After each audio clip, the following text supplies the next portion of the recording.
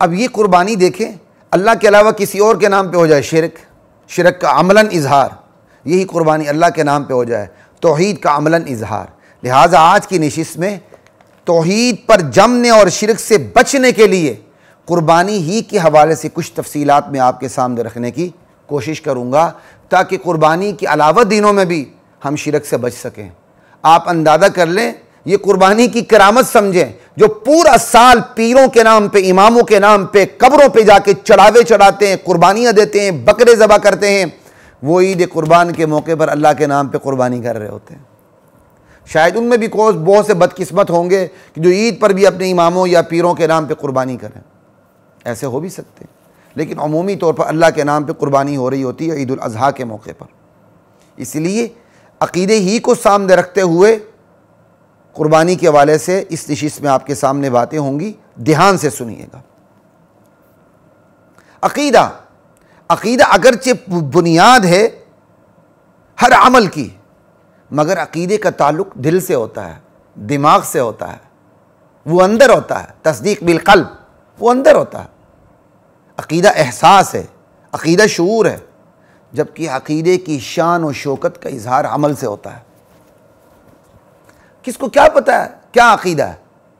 عقیدہ تو دل کے اندر ہوتا ہے، سینے میں ہوتا ہے، کھوپڑی میں ہوتا ہے۔ اس کا عملی اظہار عقیدے کی شان و شوکت کا، چاہے وہ صحیح شان و شوکت ہو یا غلط ہو، اس کی شان و شوکت کا اظہار عمل سے ہوتا ہے۔ قربانی کو آپ دیکھ لیں، اسلام کی شان و شوکت کا اظہار قربانی سے ہے، امت مسلمہ کی شان و شوکت کا اظہار قربانی سے ہے۔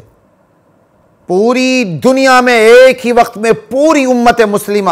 جس میں نیکوکار بھی آتے ہیں، گناہگار بھی آتے ہیں، حرام خور بھی آتے ہیں، حلال خور بھی آتے ہیں، مار خور بھی آتے ہیں، سارے آتے ہیں، ٹھیک ہے، ایک ہی وقت میں قربانی کے عمل میں جت جاتی ہے۔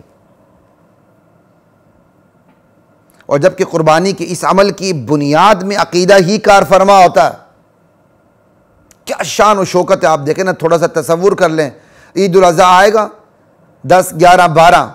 3 دن پوری امت مسلمہ قربانی کے عمل میں جتی ہوتی ہے، اور پوری دنیا حیرت سے، تعجب سے اور تأثر لے کے امت مسلمہ کو قربانی کے عمل، امت مسلمہ کو دیکھ رہی ہوتی ہے کہ وہ قربانی کے عمل میں جتی ہوئی ہے۔ یہ اس کی شان و شوکت کا اظہار ہے، لیکن اس قربانی کے عمل کے پیچھے عقیدہ کار فرما ہے۔ کیا کہ یہ قربانی دراصل اس ذات وحدہ لا شریک لہ کا حکم ہے، جسے حکم دینے کا اختیار خود سے ہے، اسے کسی نے اختیارات سونپے نہیں ہیں۔ اس کی مرضی چھری پھیرنے کا حکم دے، اس کی مرضی چھری روکنے کا حکم دے،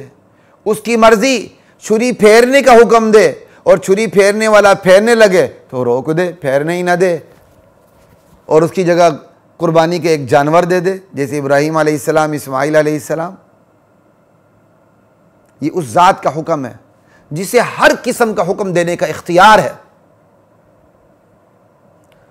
چوں چرا کی کوئی گنجائش نہیں۔ ایک عقیدہ، یہ اس ذات کا حکم ہے جو غیب دان ہے، جسے میرے دل کے وسوسوں اور خیالوں تک کا پتہ ہے، جسے پتہ ہے کہ میں کس نیت سے قربانی کروں گا، دکھاوے کے لیے، ریاکاری کے لیے، یا شرک کی بنیاد پہ قربانی، یا اخلاص کی بنیاد پہ قربانی۔ دو عقیدے ہو گئے۔ اور تیسرا عقیدہ، یہ اس ذات کے لیے قربانی ہے جو نفع بھی دے سکتی، نقصان بھی دے سکتی ہے۔ میں اس کے لیے قربانی کروں، وہ نفع دینے پر قادر ہے، نفع دینے پر مجبور نہیں، نفع دینا اس کی ذمہ داری نہیں ہے، اور میں اس کے حکم کی خلاف ورزی کر کے قربانی نہ کروں تو وہ مجھے نقصان دے سکتی ہے۔ نقصان دینا اس کی ذمہ داری نہیں، اس پر لازم نہیں ہے۔ یہ 3 عقیدے قربانی کے پیچھے کام کر رہے ہوتے ہیں۔ لا الہ الا اللہ۔ چونکہ شان و شوکت کا اظہار عمل سے ہی ہوتا ہے،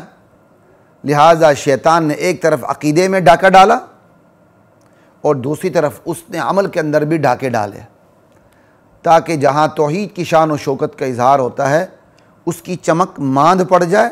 شرک کی شان و شوکت کا اظہار ہو سکے۔ اور آپ نے یہ ذہن میں رکھنا ہے، قربانی توحید کی شان و شوکت کا اظہار ہے، اسلام کی شان و شوکت کا اظہار ہے، امت مسلمہ کی شان و شوکت کا اظہار ہے۔ اب اس شان و شوکت میں بھی گڑبڑیشن کرنے کی کوشش کی شیطان نے۔ تلبیہ کو دیکھ لیں، ابن عباس رضی اللہ تعالی عنہما راوی ہیں کہ مشرکین مکہ جب طواف کرتے تھے تو لبیک اللہم لبیک جب پڑھتے تھے تو لبیک لا شریک لک پہ جب آتے تھے تو نبی علیہ السلام انہیں روک دیتے تھے، ویلکم قد، ارے افسوس تم پر، ناس ہو تمہارا، رک جاؤ، آگے مت کہو، بس اسی کو کافی سمجھو، آگے شرکی الفاظ کا اضافہ نہ کرو۔ لیکن مشرکین سنی انسنی کر دیتے تھے اور تلبیہ کے اندر ملاوٹ کرتے ہوئے کہتے تھے الا شریکن هو لک تملکہ وما ملک، یا اللہ تیرا کوئی شریک نہیں، لیکن البتہ وہ شریک ضرور ہے، وہ شریک ضرور ہے، تیرے وہ شرکاء ضرور ہیں جو تو نے شریک بنائے ہیں، تو ان کا مالک ہے، وہ خود سے کسی چیز کے مالک نہیں، تو ان کی ذاتوں کا بھی مالک ہے، اور وہ شریک جس چیز کے مالک ہے تو ان چیزوں کا بھی تو ہی مالک ہے، وہ خود سے کسی چیز کے مالک نہیں۔ وما ملک، لا الہ الا اللہ، یہ ترمیم کرتے تھے، سمجھے؟ لا شریک لک الا شریکن ہوا لک تملکہ وما ملک، الا شریکن ہوا لک، وہ شریک جو تیرے لیے ہے، یعنی ایک اس کا ترجمہ یہ ہوگا جو کچھ شریک ہیں جو تیرے شریک ہیں، تو نے خود سے ان کو شریک بنایا ہے۔ الا شریکن ہوا لک، لام تملیک کا دوسری وضاحت کر رہا ہوں، وہ شریک ہے تو جن کا مالک ہے، آگے اسی کی وضاحت ہو رہی، تملکہ، تو اس شریک کا بھی مالک ہے، وما ملک، اور وہ شریک جس چیز کا مالک ہے تو اس چیز کا بھی تو ہی مالک ہے حقیقت میں، یا وما ملک ما نافیہ ہو جائے گا، پہلے ما موصولہ تھا،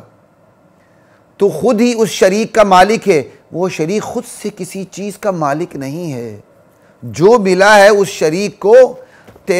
تو نے اسے اپنا شریک بنایا ہے، جو ملا تیری بارگاہ سے ملا، تیری عطا سے وہ شریک ہوا ہے۔ یہ عطا کا لفظ اتنا خطرناک ہے نا کہ امت مسلمہ کی بہت بڑی تعداد اس عطا کے لفظ سے ہی مشرک بنی ہوئی ہے۔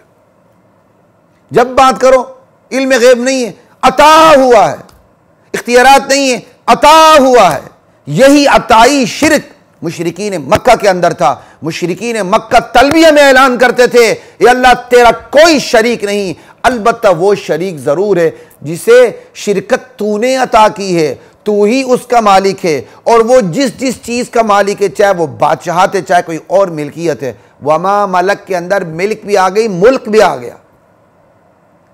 تو ہی مالک ہے، وہ کسی چیز کا مالک نہیں ہے، اس کے پاس جو کچھ ہے تیری عطا سے ہے۔